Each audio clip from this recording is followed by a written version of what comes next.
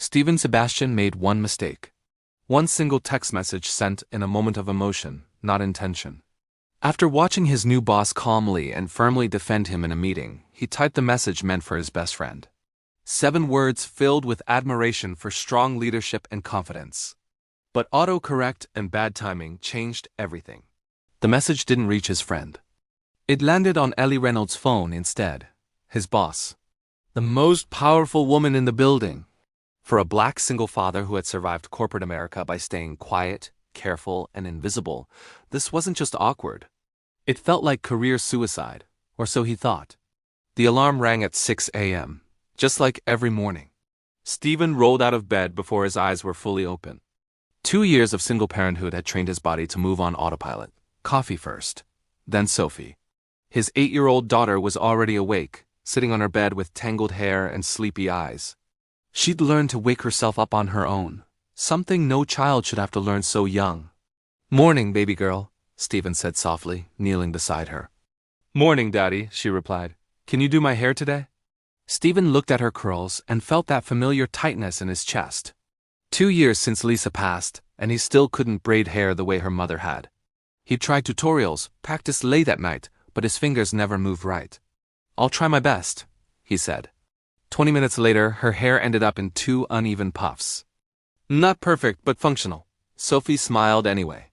She never complained anymore. That quiet acceptance hurt more than words ever could. Steven packed her lunch, glanced at the school notice about parent-teacher conferences, and felt the guilt settle in. He'd missed the last 2. Work always came first, whether he wanted it to or not. On the walk to the bus stop, he noticed a drawing sticking out of Sophie's backpack. 3 figures stood together. One had no face.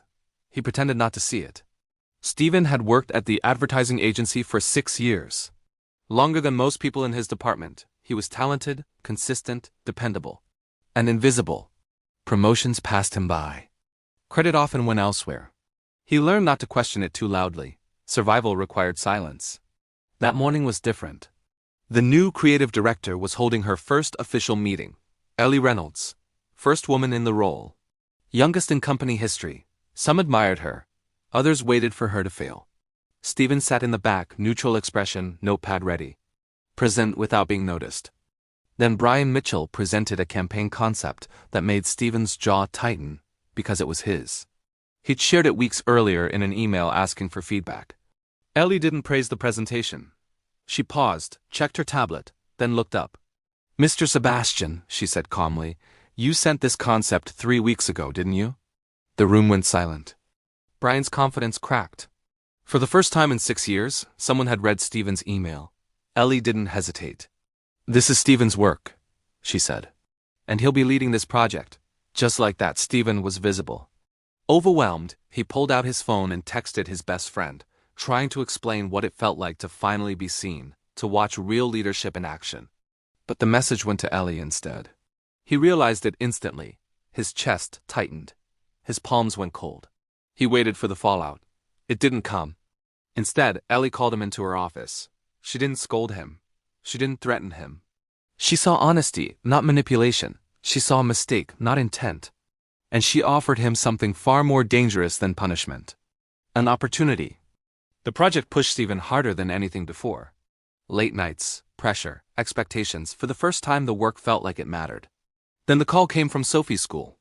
Another kid had told her she didn't have a real family because she didn't have a mom. That night, Steven realized something painful. Providing wasn't the same as being present. And silence wasn't strength. When the board later tried to use that message to undermine Ellie's leadership, Steven understood what was really happening. Power protecting itself. His mistake was just a tool. He had a choice. Stay invisible, or tell the truth. He chose the truth. He stood in a room full of people who had never really seen him and spoke anyway. He took responsibility for his mistake. He defended Ellie's integrity. He showed proof of years of overlooked work. Not because it would save his job, but because his daughter had asked him a simple question the night before.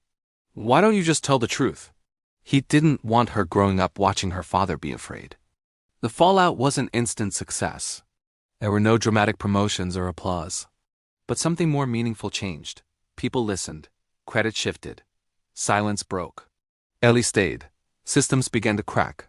Weeks later, Stephen brought Sophie to the office on a quiet weekend. Ellie sat with her, looking through a sketchbook. Sophie showed her a drawing. 3 figures standing together. This time every face was clear. "That's my family," Sophie said. Stephen watched them and felt something settle inside him. The loss never disappeared, but it changed shape. It became something he could carry. His phone buzzed with a message from his friend asking for an update.